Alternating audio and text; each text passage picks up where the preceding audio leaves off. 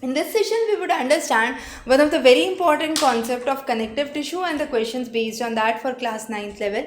Now, as we have understood in our lecture on tissue, I request you to go back and revise the NCERT topic that we have covered.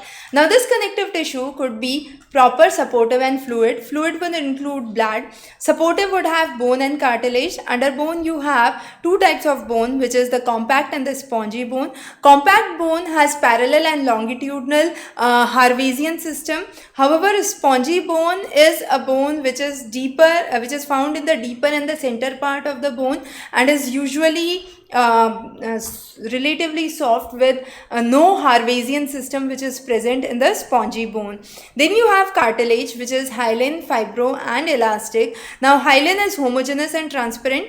Fibro occurs in parallel. It is fibrous. It occurs in bundles and provides strength and flexibility. Elastic has elastin in itself, and this actually helps in maintaining the structure, the elasticity of the structure.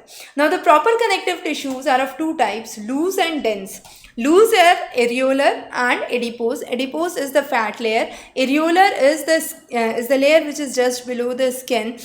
We would understand areolar in the next question that is there, so we won't discuss on it here. Tendons, ligaments and bone. So tendons connect muscle to bone, ligament connects bone to bone, and white fibrous tissue actually is the joint between the immovable joints, the material between the immovable joints, right? So here what is interesting is given a structure of a areolar connective tissue. Now as I said, it is just beneath the skin.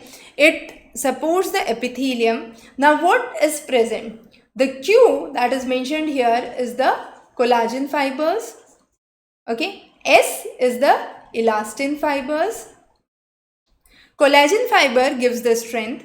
Elastin fibers gives the elasticity to it. And then we have the various important cells which are present. The bottom one, as you can see here, the T1 is the mast cell. Now what is the role of mast cell? Mast cell helps in immunity. So it is the secretion center for histamine. It is also the secretion for heparin, that is clotting of the blood, and then again serotonin pigment. Then you have Q, which is the fibroblast, and P, which is the the macrophages, which are the phagocytic in nature. So these are phagocytes and they are called as macrophages. R is fibroblast. Okay, R is what? R is the fibroblast. Now what is the function of the fibroblast? It actually produces and secretes fiber from itself. Now from the given option, which of the following is incorrect, you have to identify. So P is phagocyte, as we already said, so it's correct. And T plays an important role in allergic reactions. Yes, as I said, it is the site for histamine as well as heparin for blood clotting. So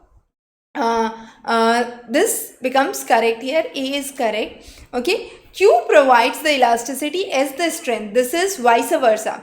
Q provides the strength, which is collagen fiber. S, which is the elastin fiber, provides the elasticity. So B becomes incorrect. Let me do further. So R is the fibroblast that secretes extracellular matrix that generates the fibers. That's correct. T is the mast cell that is checking the clotting in the blood because it is the secretion site for heparin. So C is correct. Q is made up of collagen protein, that is, as we already said, Q is collagen. S is elastin, so it's elastin fiber, so it's made up of elastin protein. So D again is correct option. So B is the only incorrect option in this question. So as you can see the structure here, we have macrophage, which are phagocytes, fibroblast, as I mentioned here, which is the site for secretion of extracellular matrix, and fibers, collagen fibers, which provides strength. These are the elastin fibers that actually provide elasticity. The mast cells, which are the site for serotonin, heparin and histamine production. Let's do the next question. Now this is again a further interesting question, very interesting. Now this diagram shows a tropical forest before it was cleared and after it was cleared. So before it was cleared, there were numerous trees, a huge lot of variation and a variety which was found. After clearing, only few tree species were left. So species diversity at this place is sought to decrease. Definitely that's correct. The self-sustaining capacity of the ecosystem would reduce. Definitely it is again true, because it would reach a tipping point, as we have seen already studied in our class on Amazon rainforest. So I just want you to go back and refer the class on Amazon rainforest, where we have talked about the concept of tipping point. Tipping point is a natural point beyond which the ecosystem cannot sustain itself, and it starts to disintegrate or diminish itself automatically, right? So A and B is correct. Soil will turn saline. That's not correct, because just by cutting the crops we cannot say the soil would become saline if we are not aware about the other characteristics of this region.